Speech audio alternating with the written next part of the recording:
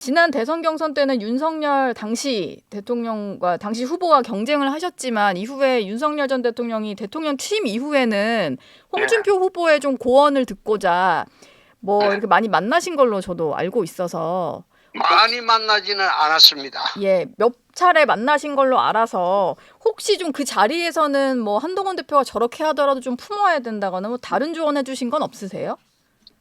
한동훈 대표가 되고 난 뒤에 만난 일은 저희 없으시군요. 신공항 때문에 만난 것 뿐이기 때문에 예. 그때는 국정에 대해서는 서로 이야기를 하지 않았습니다. 네. 알겠습니다. 후보님, 그러면 지금 이 질문 하나 드릴까 하는데, 네, 어제 한동훈 후보에게 하셨던 질문 중에 이게 네, 뭐 또 요런 작은 것만 묻냐 하실 수도 있겠지만, 젊은 사람들 사이에서는 이게 상당히 화제여가지고요. 네. 굳이 그 키높이 구두 왜 신냐 이 질문은 왜 하신 거예요? 키높이 구두하고 예, 그다음에 나는 그 정치를 오래 한 사람이지만 한 대표는 지금 정치를 지금 하고 있는 사람 아닙니까? 시작한 사람. 네, 그래서 키높이 구두를 신거나 구분 가발을 하거나 네, 뭐 속옷을 그 뭐 체형 맞춰서 입거나 이런 이미지 정치 하지 마라. 음, 제대로 정치하려면 속이 깊어야 된다. 예, 그 이야기를 해주려고 올려서 이야기를 했는데 네, 그걸 아마 많은 사람들이 오해하는 것 같아요. 그, 그거는 한 대표는 예, 정치적으로는 새까만 후배입니다. 그쵸, 네, 네, 후배인데 정치를 시작하면서 처음부터 이미지 정치 하려고 덤비면 그게 오래 못 간다. 네, 그 이야기 해주려고 했는데 음, 그걸 이제 이상하게 이제 비꼬 와서 이제 듣는 사람들이 좀 있죠.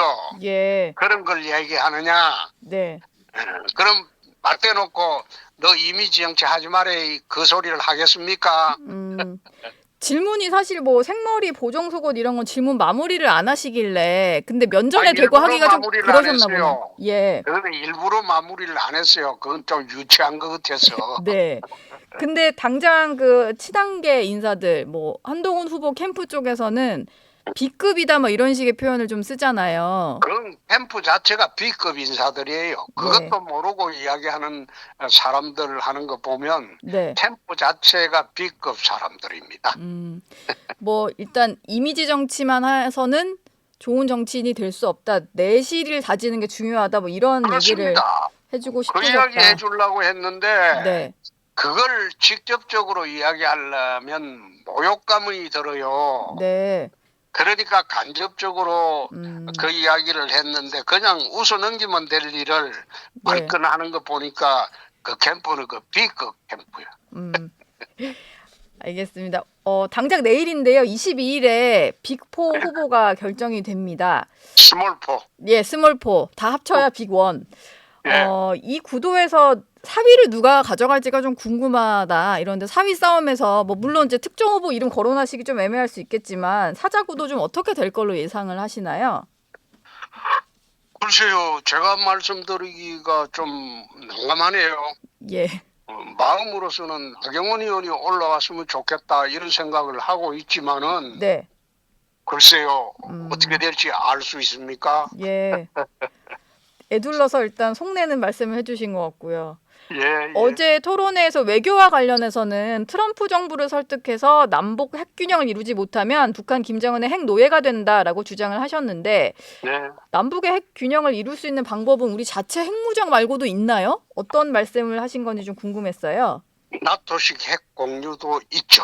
예, 나토식 핵 공유도 있는데 2017년도부터 내가 이 주장을 쭉 해왔는데 네, 그 당시는 미국의 조야에서도 참 호흡을 쳤어요. 예, 그러나 지금은 미중 패권 시대입니다. 네, 미국의 힘만으로서는 중국의 패권 도전을 막기가 어렵습니다. 음, 그래서 그 방위의 한 축을 한국에게 부담하도록 하자.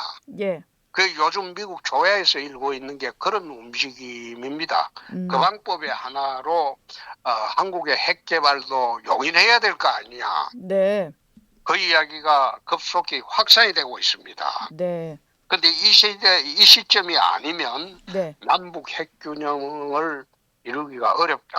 특히 트럼프 대통령의 스타일은 탑다운 방식입니다. 예.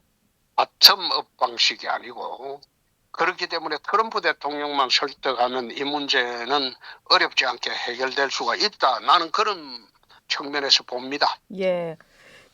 지금 트럼프 대통령이 워낙 스트롱맨이다 보니까 스트롱맨을 상대할 사람은 나밖에 없다 하면서 홍준표 후보께서의 어떤 자신감을 많이 보이셨는데, 좀 내가 대통령이 된다면 당장 어떻게 좀 트럼프 대통령을 상대하겠다 생각해 두신 구상이 있을까요? 뭐 어떤 저는 걸로? 예. 지금 트럼프 대통령 상대할 사람은 이재명 후보가 되겠습니까? 중국 가서 쎄쎄하고 일본 가서 아리가도 하고 예. 미국 가서 땡큐 하고 그래야 할 사람인데, 네. 한국이 지금 10대 경제 강국이고 5대 군사 대국입니다. 예. 그 면모를 우리가 당당하게 주장하고 우리가 살 길 찾아야 된다는 겁니다. 트럼프 대통령은 부동산 업자 출신입니다. 네. 정치도 부동산 거래처럼 하죠. 그렇죠. 그럼 주고받는 게 거래를 있어야 하니까. 하려면 거래 꾼이 돼줘야 됩니다.